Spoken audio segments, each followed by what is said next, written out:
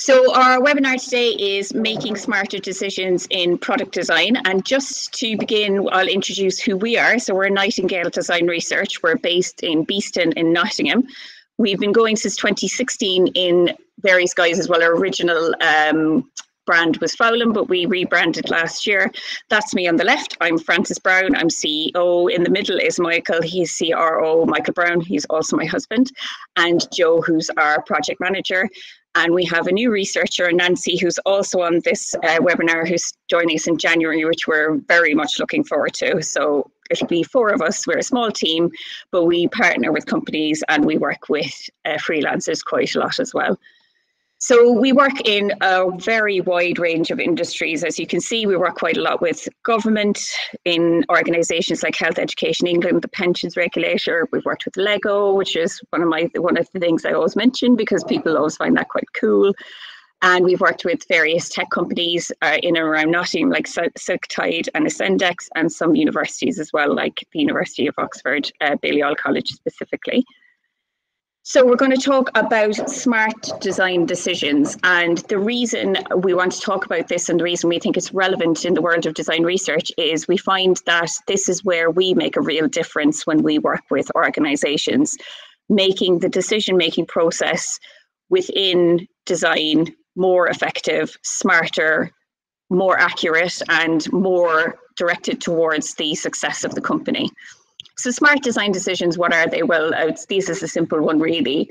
They're not based on the opinion of one person or a small group of people, and the opinion-based version of decision-making is what we come across a lot. People sitting around in a room going, what if we do this? Should we do that? What's your opinion? What do you think? Opinion-based decision-making is quite dangerous because you're not really sure where the motivation is coming from or why people are making the choices they're making. And it's difficult to know if the decision you're making in that circumstance is a good one. Smart design decisions are not reactive or knee-jerk. So you're trying to make proactive decisions.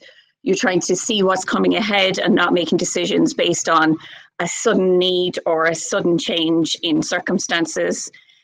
They don't blindly follow trends or moves by competitors. So this is another dangerous area to get into where companies get very fixated on other companies or on what the general trend is and follow a trend without really understanding it or without really having the capability or skill to deliver that trend effectively. Smart design decisions have a measurable positive impact on the design process and the ultimate success of the product.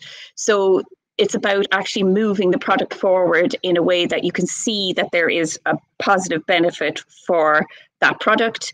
And above all else, smart design decisions are evidence-based. And I suppose I put this in big writing just because it's something we believe so strongly that evidence-based decisions are better decisions. And I would state that kind of as the hill I will die on, basically, that evidence-based decisions are always better decisions. The more you have an understanding and a knowledge of the situation, the more you're likely to make a better decision. And that's true of anything in life. If you're buying a car, you're trying to make a decision, you're going to go out and see what's out there. You're going to compare prices. You're going to find out as much as you can about the car. You're not just going to go onto a website and say, eeny, meeny, miny, mo, and pick whatever you first think comes to mind. So evidence-based decision-making, what is it? Well, and why choose to have evidence-based decision-making? Well, evidence provides boundaries and constraints to your design decision-making process. Without evidence, the range of possible decisions can be huge. It can be endless. You could make any sort of decision in any situation. With evidence, options are narrowed and based on a detailed, accurate understanding of the situation. So too often we see decision-making processes where it's essentially any choice could be made. Pardon me. So it could be, should we make this product? Well, who knows? Should we choose this sort of interaction on the screen? Well, it could be this or that, we don't know. And it's basically a dice roll or a toss in the air as to whether you choose one or the other. That's a dangerous way of making decisions because you have no idea of whether that decision is going to be an effective or good one or not. With evidence, the evidence allows you to narrow down your options and to have more of a direction as to whether one decision is going to be better than the other. Often evidence will tell you definitively that one decision is better than the other. So then you circumvent the whole endless discussion, opinions approach, and you say, actually, the evidence tells us that this decision is the right decision. Design within constraints, and that's what evidence provides you, is those constraints, tends to be better design. And I suppose the relevant saying here is that necessity is the mother of invention. If you have a situation where you know you have a particular limit, your creativity is actually increased because you know that you have to stick within a certain boundary. It limits the extent to which you just drift around looking for something without any real direction. And research actually shows that when options are limited, people generate more rather than less varied solutions. So having limits actually frees people up to be able to think, okay, what could we do within these constraints? And at the same time, potential for mistakes is reduced. When you have evidence, the potential that you'll make the wrong decision is much, much lowered because you have the evidence to show you which sort of decision is going to benefit you the most. And of course, as we would argue, design research provides the evidence needed for smarter design decision-making. So this is an example decision-making process. It's very simplified, obviously, and very much depends on the decision being made and the type of company and the situation. But as an example process, it's a good one to look at how a decision ends up getting made and how the design research cycle forms part of that decision-making process in a real way. So to look at it basically as an overview, the obvious initial steps are to identify the decision. So what decision are you trying to make? And then to gather your existing knowledge. And actually, the gathering existing knowledge is a step that we often see being missed. So within a team, within any situation, certain people will have certain bits of knowledge. Salespeople will have knowledge of the customers through their interactions with those customers. Technical teams will have a knowledge of the technical limitations of a product. So it makes sense to gather all of the information that you have already available at your fingertips within your team. Don't let it go to waste. And then we have design research. And I will discuss the design research cycle in more detail. But firstly, what is it? What is design research?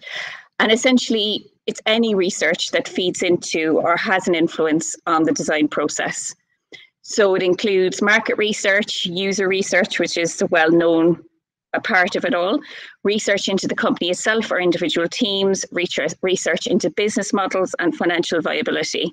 So this is where design research is very useful because it's not focused on one narrow part of the product. It's not just focused on what do users want. It's also focused on putting all of these outputs of these different types of research together into meaningful insights that have a real and measurable impact on the success of a design and the company as a whole. Because if users want something that the company cannot deliver, then essentially that piece of insight into users is not very useful because there's no point in a company trying to deliver something to users if the capability isn't there, it's not financially viable, the market won't support it, or whatever other circumstance isn't right for that product. So combining all of this insight together gives you all of the evidence you need to make these kinds of decisions. The role of design research can be a complicated one and one that's not very well understood. So the more well-known role is connecting with the user, the voice of the customer, empathizing with the user, and it's often considered a nice to have. So you can add it in if you feel like having that extra bit of oomph, if you feel like connecting more with your users, if you feel like having the voice of the customer involved. And in that situation, it's sort of seen as a luxury or as an additional extra. Where we see it is as providing practical evidence from all aspects of the business. So it's a business tool. It's not about empathy or loving your user, or it's not a nice to have, it's not a frill. It's something about understanding what you're trying to do and what you're trying to achieve, and providing the sort of evidence you need to really have success with a product or a service. It's about directly and informing and shaping design decisions. So the research should have a direct impact on the decisions you're making. research that's just there to generate nice graphs and to have lovely pie charts and percentages and tell you that your customers like Game of Thrones is not useful unless that information is directly leading to a decision you're making around the design process. Because research takes time, and therefore your research should be very focused and should be very directly related to what you're doing within the product design process. It's all about making the design process easier, quicker, and less risky. So that's why it's a useful business tool, because rather than having people sitting around in a room discussing things endlessly, disagreeing, making decisions that turn out in the long run to be wrong, you want to have the evidence so that when you go into that room to make a decision, you say, well, the evidence tells us we should do X, we should do Y. And you're tracking that impact of that decision as it goes forward. So you understand when we chose X, it made this sort of difference. Therefore, we can see whether that was successful or not. And it's about using data as a weapon in that situation to figure out and understand your own business and your own product and how successful it can be. And overall, it's about contributing to the success of the product or the company. So it's about making your whole company and your product more successful.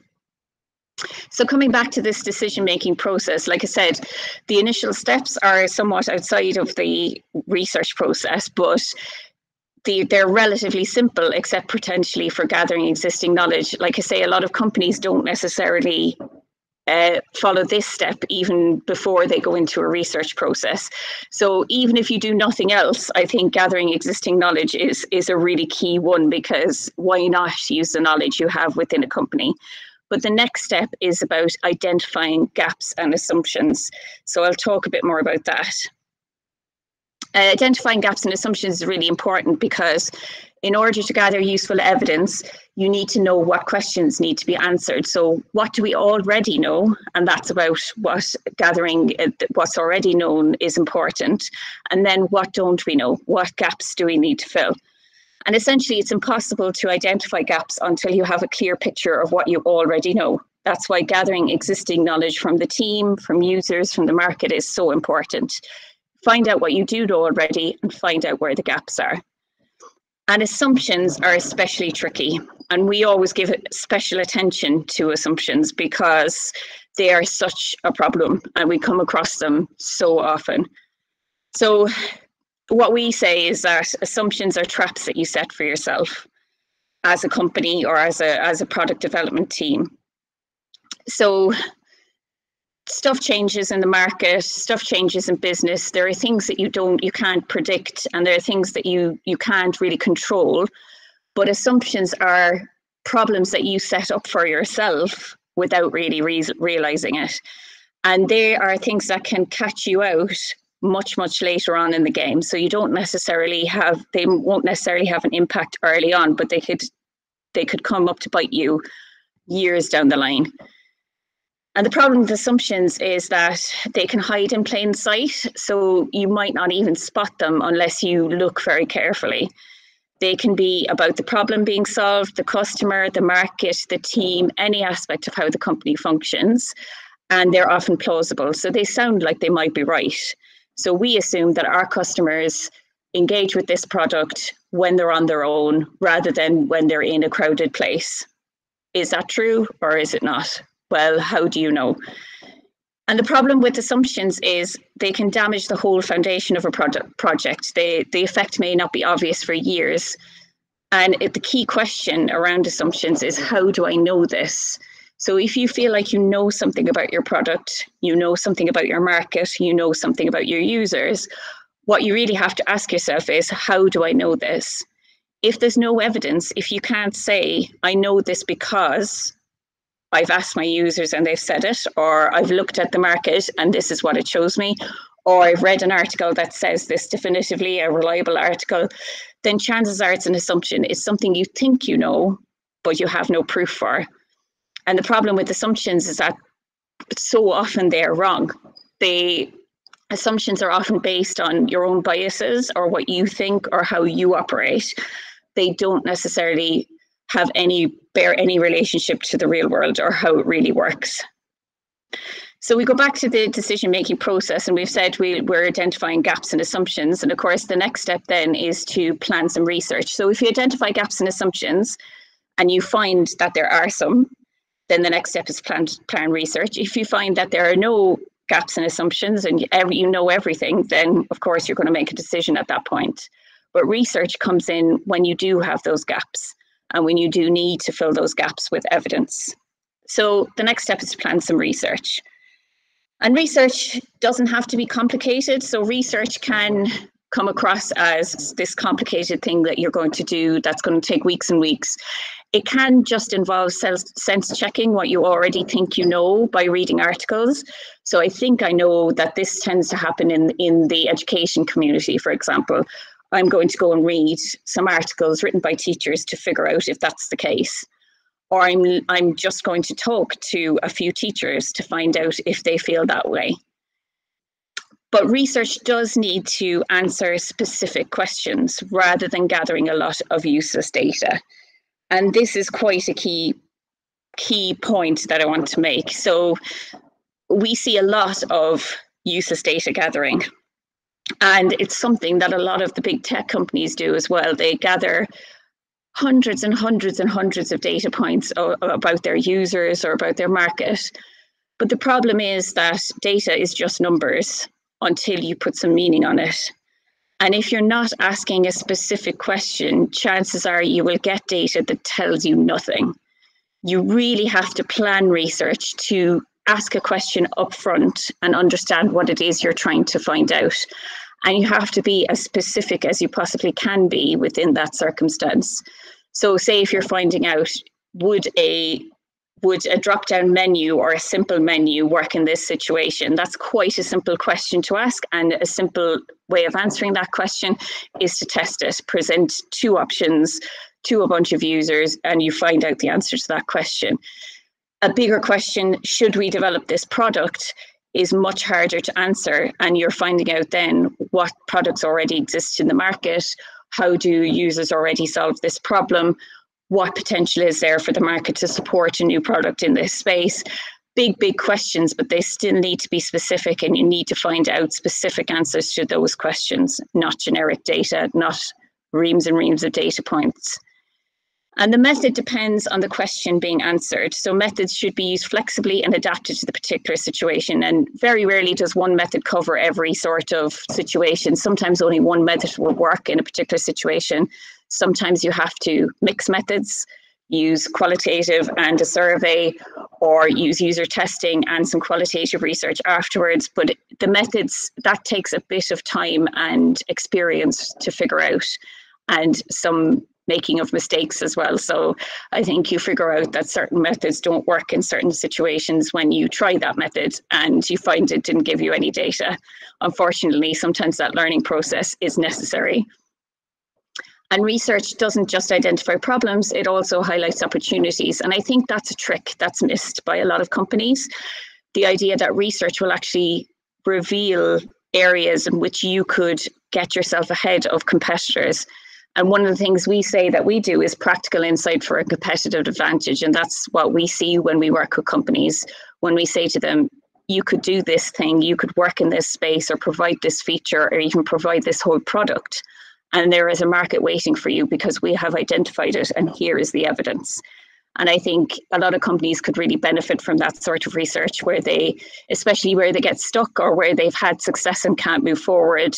Research can identify a new opportunity, a new customer base, a new product you could develop, or a new feature, or a new way of marketing their product that would get them out to new customers. Just a quick word on methods, because I'm not going to go too much into this, but I mean, broadly, methods are divided into qualitative methods, such as interviews, focus groups, observations, and they're used to gather small amounts of detailed context-rich information. So how do my users live and work, and how do users currently solve this problem? So you'd sit down with users and figure out what's their situation, ask them questions, understand how they engage with the problem that you're looking at. And quantitative methods like surveys and analytics are used to gather large amounts of data, often to back up or verify the findings of qualitative research. And quantitative research is tough because you do end up with a lot of data, usually, especially if you do a wide-scale survey, but putting meaning on quantitative data can be a tricky one. Designing an effective survey can be very, very hard. And trying to ask the right questions when you can't discuss something face-to-face with a person is a tall order. So I would say quantitative methods have their place. And I see companies use quantitative methods a lot more than qualitative methods because they believe they're simpler and provide more data. But I feel a lot of quantitative methods are harder to use, harder to get insights from, more likely to lead you astray if you don't do them right. I think qualitative methods have the benefit of being quite flexible, being quite hands-on, allowing you to adjust your method as you go and learn from it. So there are pluses and minuses to both, and they have their place in different parts of research. But I think it often takes skill and experience to know which method to use and to put that method into practice well. And of course, analysing the research is the key part at the end. And this is the bit that we often see missing, actually, when we look at research that's been done previously, possibly by other companies or in-house. The analysis is missing. So there's data, there's lovely percentages, there's graphs, but analysis is the process of extracting meaning from the data. It's the translation of the results of the research into recommendations for action. If you don't have a direct route from the research to recommendations, then what was the point of the research, is what I always say. Why were you doing it? And we, like I say, we do see lots of situations in which there's piles of lovely research, beautifully organized, beautifully carried out, and then the so what at the end, what do we do next, is missing. And I think without that, essentially the whole process has been a bit of a waste of time. And poorly designed research will be very hard to analyse. And this is, my colleagues hear me belly aching all the time about badly designed surveys. I think that's the situation I see the most. Very complicated survey questions that people will find difficult to answer, but also that the person at the other end of the survey, when they get all the data out, will not be able to analyse. They won't be able to draw any conclusions from it because there is no meaning in it. They haven't designed their question properly. The options are too difficult. People will have answered them all over the map because they didn't understand what the question was asking. The analysis has to be possible to do, and the data has to be clear. And if it's poorly designed, then you have a lot of incomplete or confusing data that doesn't tell you anything meaningful. Research that's focused on answering a specific question and that has the correct method and analysis will give you clear evidence that points to the right decision. And often it's simpler than you might think to get that sort of research, but some of it takes experience to be able to do it as simply as possible. So I think what you learn over years of research is to keep it simple, to not overcomplicate things, to ask a simple question and use as simple a method as possible to answer it, especially when the priority is speed and you need to answer that question as clearly as you can. You don't want to spend hours and hours and hours doing a really complex research study. You want something that will give you a clear answer quickly that you can rely on. So these are some examples from work that we've done. They're very simple examples. Obviously, we've done some very complex work, especially with the NHS, that has been much more about what's the right option for a large-scale training scheme or a large-scale use of a specific product. But these are examples that we've chosen because they show quite simply where quite an easy piece of research has given you quite a good insight into a product.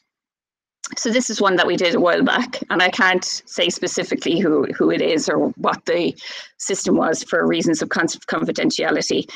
But a government organisation had an online system for booking an appointment. So quite simple. The task is you need an appointment, you book it, get a date and a time, and you turn up.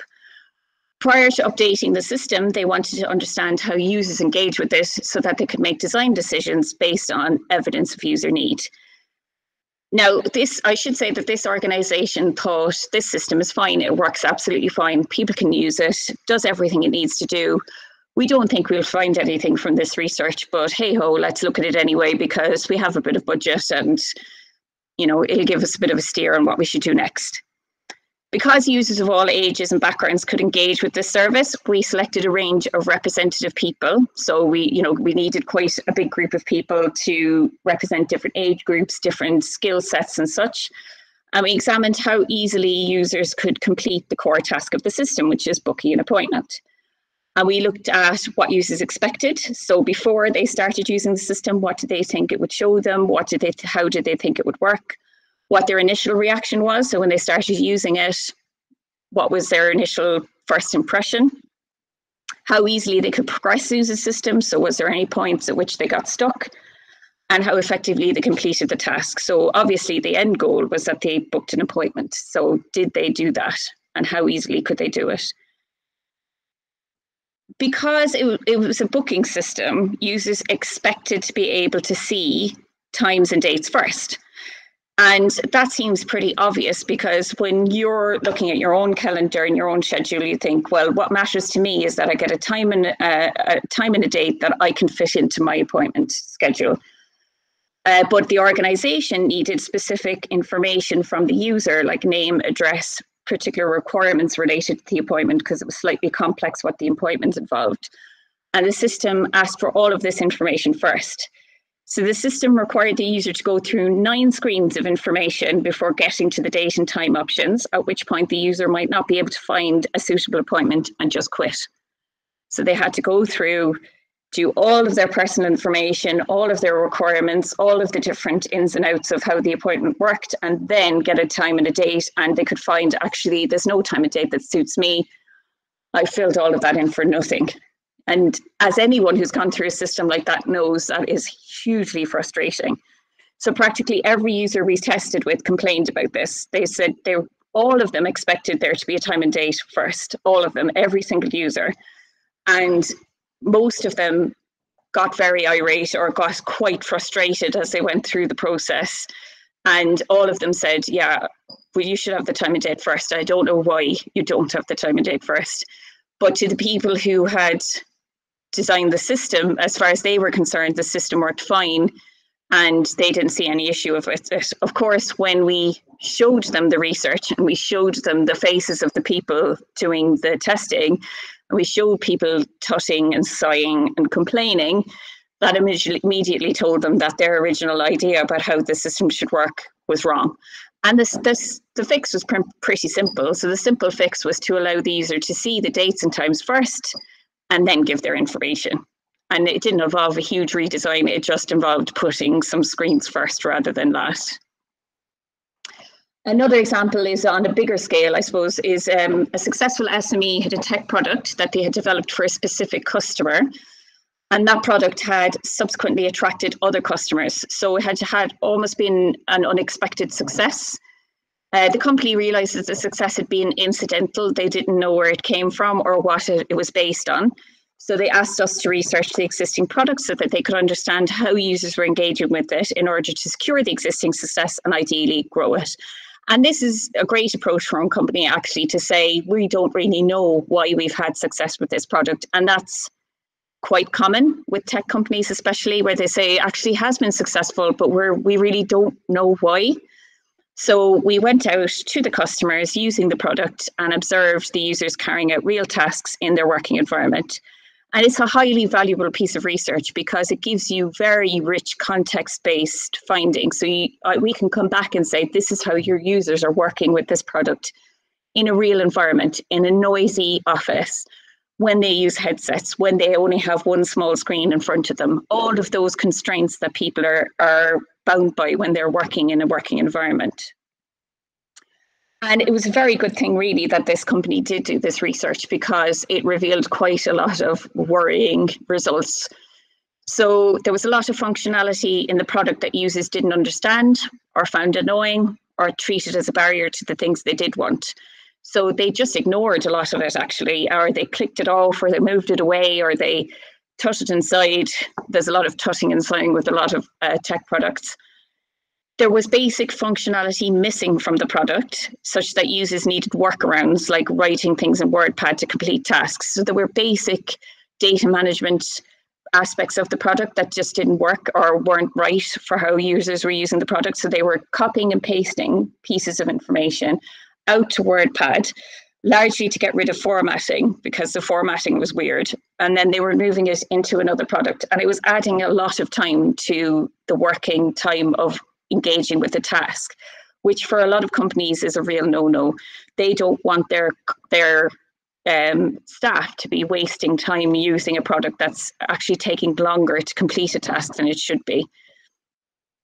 And we found that the product could be improved by defining more clearly what the purpose was. Essentially, the issue was the product had too many purposes. There were too many things that it did, and it was overly functional, if anything. And narrowing it down and making it more specific would actually make it a better proposition and communicate better with the customers and find more customers in more markets. So we advise them to scale back and remove functionality rather than adding anything new, and updating some of the functionality as well to make it more useful and more relevant for the users that they were hoping to go for. So we're coming back to our example process. So we've identified the gaps in the assumptions, planned some research and run the research. And hopefully when you do the analysis, at this point, you may identify more gaps in assumptions, or you may think, actually, we have enough evidence and now we can make an evidence-based decision. And the advantage of making an evidence-based decision here as well is that you can now track where that decision came from. You can track your reasoning for making that decision. You won't come back to that decision in 2 years' time and think, why did we do that? Why did we make that decision? What was the purpose of that? You will now have an evidence trail and a reasoning behind what you did. And a bit more here about evidence-based decisions. If you're struggling to make a decision in a design process, especially, chances are you don't have enough information or evidence.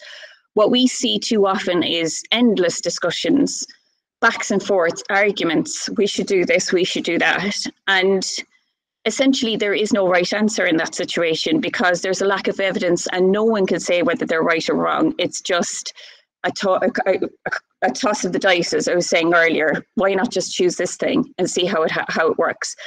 The difficulty is that that decision could have a long-term impact on the success of a whole company or of a specific product. And so choosing in that way is very dangerous. And yet a lot of companies do it that way. And it's inadvisable, really. And larger companies tend not to do it that way and use evidence, but smaller companies, especially ones that are developing, do take time to develop a process of including evidence in their decisions. It's very hard to figure out the effective decisions made without evidence because a lack of data means a lack of insight. So again, it's what I was saying there earlier, with evidence, you have an evidence trail. You can go back and say, this is why we made this decision. This is the reasoning behind what we chose. Without that insight, you don't really have an understanding of what you've done previously. And the danger is there that you'll just make the same mistakes over and over. And we do see that happening in companies as well, repetition of mistakes. Making decisions without evidence creates the risk of making avoidable mistakes, wasting time and money, squandering success, and potentially failure for the product. And I think the squandering success bit is the bit that I feel most kind of attached to, because a lot of tech products have success sort of by default. They do something useful and people say, yeah, I'll use it. And it gets a certain amount of success and the company doesn't necessarily understand why or understand how customers are using it. And the difficulty is being in that situation where you're working in the dark, where you don't understand your success, means that you could just as easily lose that success at any minute and potentially put that company into a lot of danger. And it's happened to huge companies. It's happened to Nokia, it happened to Kodak, where they just didn't understand what was going on in their market. They didn't understand what their customers were looking for. And they sank and they died after years and years and years of success. And I think that's the bit that I find where evidence comes in really well, where success has already happened. You go and find where that success came from, and then you replicate it and you grow it and you make the company even more successful. And that's it. So I think we're on time in terms of how long we're supposed to keep talking. Am I right? Fabulous. So the next bit we have now is Q&A. Fabulous. So anyone who has any questions, and Michael, I know you have been tracking questions as we've been going along. So do you have any questions already to be asked? Yeah, we've got one. How and when do you engage stakeholders in the process? Good question. As early as possible, and as many as possible.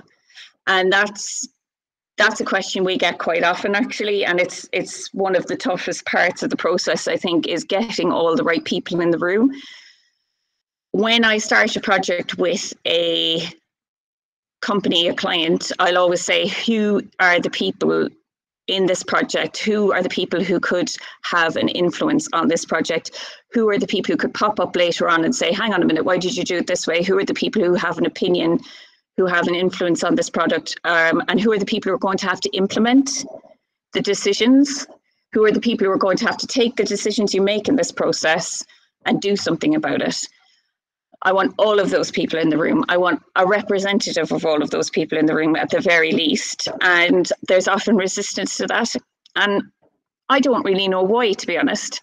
I think there's often different reasons for it. There's politics, there's territorialism. This is my product. I don't want somebody else coming in there. But I will really strongly insist that as many people as possible are in the room that have a stake in that project, even if that's a frontline person who is someone who's working in the call center, for example, because they will have valuable information as much as the CEO will. Inevitably, there's always what we call the secret stakeholder, the person who pops up. There always is. I've never come across a project yet, I think, where there hasn't been the person who pops up later on and says, hang on a minute, I have an opinion. And so we just have to factor that in to a certain extent. Maybe one day I will get everybody in the room day one, but it is very important to try and get as many people as possible in the room day one.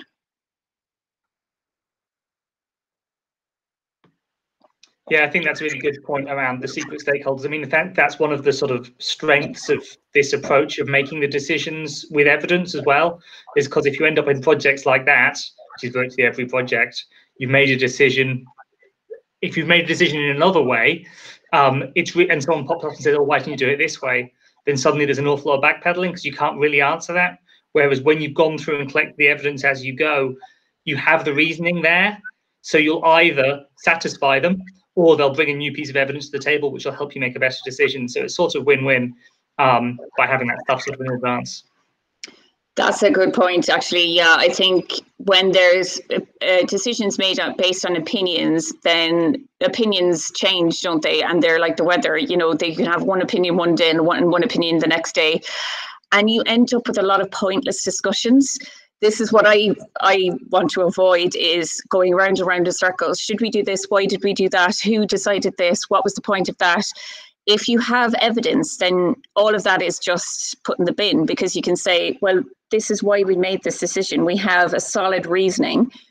Now, if you want to change this decision, or you have something else that you can bring to the table and change what we thought, bonza, like, you're making a good contribution. But if you're just coming and questioning our reasoning, well, you have to do that on the basis of the evidence. You can't just say, I have an opinion and that's it. You have to bring your own evidence. And if you can't bring your own evidence, then maybe it's just an opinion. And then maybe we don't really need to take that into account. And I know that sounds like a slightly combative way to do it, but it's very effective, actually. And it does stop a lot of pointless discussion and a lot of backing and forthing. And to an extent, it circumvents politics as well, because as soon as someone has to back up what they're saying, they'll often just stay quiet, because they think, well, actually, I don't have evidence. I don't have a reason for this. I better just say nothing, because I know I'm going to be asked, why do you think that? Or how do you know that? And the pin of their collar, it tells them that they can't just stump up an opinion. Do we have any other questions? Please do unmute yourself if you want to talk, and I'll call on you if you'd like to speak. So one more question through. Yeah. So how involved do you get in delivering / helping a company translate your findings? Totally involved. That's the most important bit. I think if I were walking away at that point, I would kind of think, well, what was the point in me being here in the first place? because that's the real value, I think, is the translation and the where does this go in the end? What was the point of this? And I have seen situations in which research has been done and it's just been lumped onto a desk or shown in a presentation. And then it's up to the company themselves to do something with it. And I just think, well, that's a lot to expect, you know, because if the company had the internal capability of doing that, they would do it. But your role, I think, as a researcher, or my role as a researcher, certainly when I do it, is to help them through all the way to the end of that process, help them all the way to the end of making a decision, such that I will often say, this is a decision you should make based on the evidence. I've gathered as much information as I can on this situation, and putting it all together, this is the right decision, or this is a decision I think you should definitely consider at the very least. I mean, you know, in one project, there was a big government organization in the news a lot at the moment, should tell you who it is, wanting to make quite a big decision about how much money to spend on, or to spend a lot of money on a particular system. Did the research, which involved, you know, would this solve the user's problems? Would the staff actually need this system? And the recommendation at the end was, no, they don't. So don't buy this thing. It's a waste of your money. There's no reason why anyone would use this thing. Don't do it. And they didn't. So, and it saved them a lot of money. So that's obviously a nice, neat result. It's not always as neat as that, but you do want to be coming out with some solid recommendations and some solid directions at the end of it. Do we have any more, Michael? No, there's no more in there. I suppose one thing we could talk a bit about, which we didn't get into, is about sort of doing your own research. So the obviously potential pitfalls of it. I mean, there's some advantages as well, obviously. But do you want to talk about that a little bit? Yeah, I mean, you can talk about it if you like. Yeah, absolutely. Yeah. So no, I think it's just something I find very interesting, because we've been doing a bit of a book club in the company. We've been reading around a lot of sort of design thinking, some of them are, but sort of designy sort of books. And often they sort of mention research as being important, and the better ones mention it as being hard as well. But there's also quite a few sort of very popular ones, which are sort of like, oh, you should go out and do this research yourself, which is useful. I mean, I think it's quick and dirty and you can gather information, that's fine. But as soon as you start getting into sort of the more nitty gritty stuff, it starts becoming very risky, because you're basically going and finding out if your baby is beautiful. So you're going out to people, showing them your lovely creation, which you've nurtured and cared for and built, and saying, is it good enough? And, you know, 99% of the time, you're going to come back with the answer, yes, it's good, for a number of reasons. Not only the fact that there's obviously biases in place in terms of how you interpret stuff, but also that how willing and keen people are to please you as well, because they can tell. If you talk to someone about your own product and show them your own product, they're always going to try and give you the answers you want. It's just human nature. There's some really interesting sort of fundamental psychology stuff around why it happens. But basically, if you go to people in what is a social situation, user research is, the user research side of things, it's a social situation, as is most of the research we do, and say, oh, is this good enough? They'll want to say yes, but then it's the sort of the expertise then comes in, because we get some of that even coming in as an external organization, and we can say, we're not attached to this. You still get people wanting to please you. And that's sort of where the skill of the researcher comes in, about unpacking that and trying to find out why they think that, and getting real examples of what they've actually done. And often you'll get people sort of saying, oh yeah, it's really good, apart from, and then they'll ramble on for half an hour about all these different things that are wrong with it.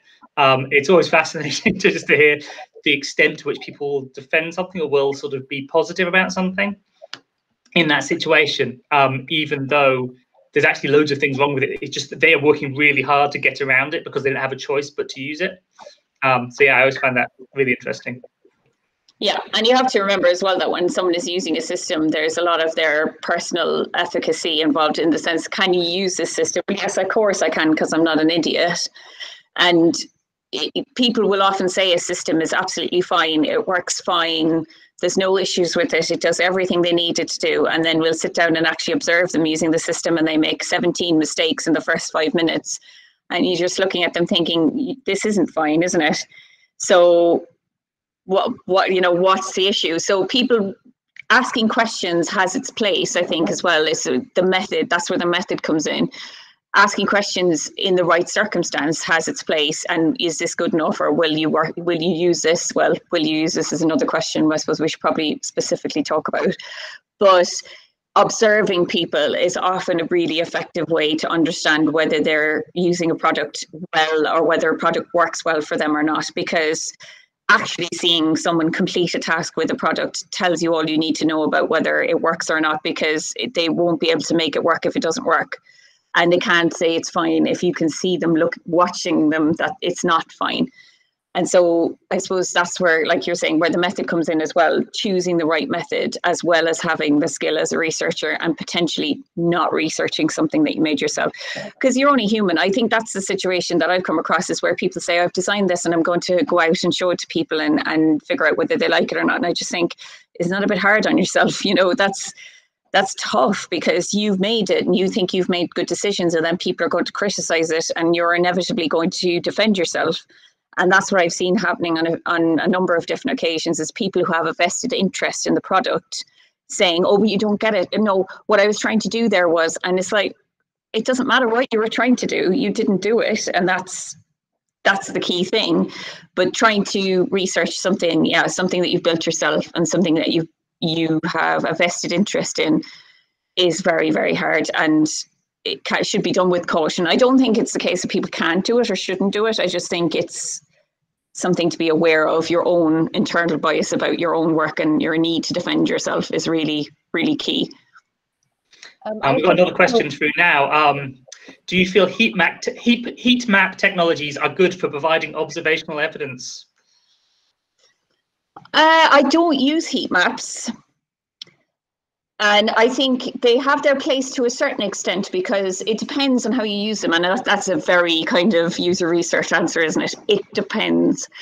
I think it's the key thing is the data as well. It comes back to what I was saying about the data previously. Data is just data without meaning. So what is that heat map data actually telling you? And what are you trying to find out from it? So if you're observing someone and you use a heat map at the same time, that might show you a good record of where people actually had difficulty when they were engaging with a product, combined with your observations can show you, actually, yes, I could see they were struggling, and this is where they were really struggling, because they were clicking 100 times here and they just didn't get what they wanted. So I think combined with other things, it can be useful. I think on its own, it can be a little bit misleading, depending on the situation. So that's not entirely useful, I know, but I think it needs a context, definitely. I think you wanted to say something there, Nancy, did you? Sorry, and I just thought about the heat map. We used some heat maps once to look at lighting on a train station. It was really useful, because we could see, sort of, as you say, where people were collecting relative to the signage, but we absolutely needed sort of in situ observation as well, to understand why people were moving around and so forth. So it was so it's useful, but as you say, you need something else, I think, to triangulate with. And the thing, first of all, I must apologise. I'm not Leon; he's my son. So I've logged in as him accidentally. But the other thing I was going to say to your previous point was that sometimes it's when Michael, you were saying about doing your own research, often we sort of want to ask people what would they like, or what would they like to do, or how would they like it to be. And I think often it's very difficult for people to articulate future scenarios and things that they're not necessarily aware of at that time. You know what, people articulating things isn't always straightforward. They fill in gaps. They say, as you say, they say what you think they want them to say, and so forth. So it can be quite tricky. You have to work around that. That was it. Sorry.